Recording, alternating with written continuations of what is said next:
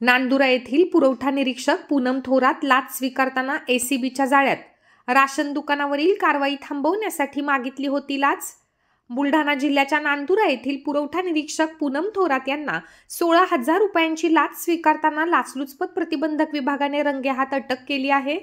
Ration दुकानावरील कारवाई थांबवण्यासाठी संबंधित रेशन दुकानदाराला लाचेची मागणी करण्यात आली होती.